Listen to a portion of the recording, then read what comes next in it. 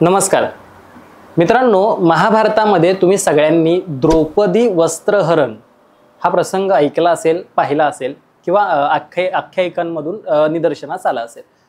या वस्त्रहरणामध्ये आपण बघितलं असेल तर त्या द्रौपदीच्या रक्षणासाठी श्रीकृष्ण धावून गेला होता आणि त्यानं शेवटपर्यंत तिला साडी पुरवठा केला आणि त्या द्रौपदीचं वस्त्रहरण त्यानं वाचवलं असं आपण म्हणू शकतो। तिची इज्जत वाचवण्याचं काम त्या भगवान श्रीकृष्णानं केलेलं होतं। मात्र आपल्या महाराष्ट्रातल्या नगर जिल्ह्यामध्ये एक अशी द्रौपदी दिसून आली की जिनं स्वतःच्या याच वस्त्रांचा वापर करून 3 तरुणांचे जीव वाचवण्याचा प्रयत्न केला आणि त्यापैकी तिनं दोघांचा जीव वाचवण्यामध्ये तिला यश आलं। नेमकी घटना काय आहे आजच्या या व्हिडिओमधून समजून घेण्याचा आपण प्रयत्न करणार आहोत। नमस्कार, मी अक्षय आणि तुम्ही सगळेजण पाहताय शब्दवेडे।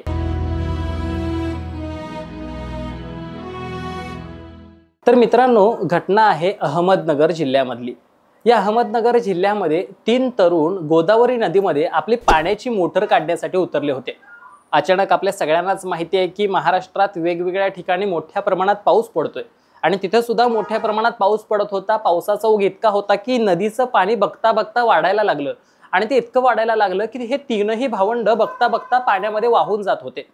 त्यावेळेला त्या भागामध्ये आपल्या शेळ्या चारायला आलेली गुरं चारणारी एक म्हातारी आजी आणि तिचा नवरा, एक दाम्पत्य, ताराबाई पवार नावाची ही आजी होती आणि ती शेळ्या चारण्यासाठी म्हणून तिथे आली होती आणि तिच्या लक्षात आलं की ही 3 भावंड किंवा 3 मुलं पाण्यात वाहून जातात। आता करायचं काय? दोरी पुरवायची कुठून? दोरी रस्सी आणायची कुठून? हात द्यायचा कसा? असे अनेक प्रश्न पडलेले असताना प्रसंगावधानता साधत ती वृद्ध आजी स्वतःच्या अंगावरती असलेली साडी त्वरित क्षणाचाही विचार न करता काढते आणि त्या साडीची दोरी करून त्या तरुणांकडे फेकते आणि ते तरुण ती दोरी पकडून अर्थात ती साडी पकडून काठापर्यंत येण्यासाठी, त्यांना वाचवण्यासाठी सहकार्य करते। त्या तिघांपैकी प्रवाह जास्त असल्यामुळे एक भाऊ वाहून तर जातोच, मात्र 2 भावांचे जीव वाचवण्यासाठी ही ताराबाई पवार नावाची आजी हे स्वतःच्या कुठल्याही पद्धतीने, म्हणजे आपल्या देशामध्ये आज स्वतःचं चारित्र्य, स्वतःची आबरू या सगळ्या गोष्टी किती महत्त्वाच्या आहेत असं सगळं म्हटलं जातंय। डोक्यावरचा पदरही आज आमच्या गावखेड्यांमधल्या बायका स्वतःच्या डोक्यावरचा पदरही खाली सरकू देत नाहीत।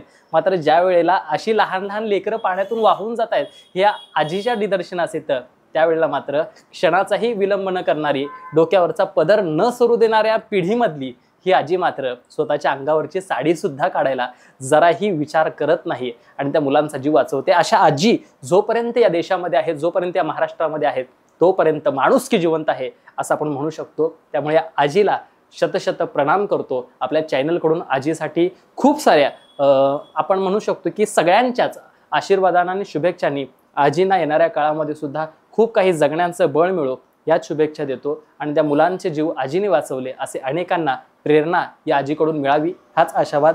धन्यवाद।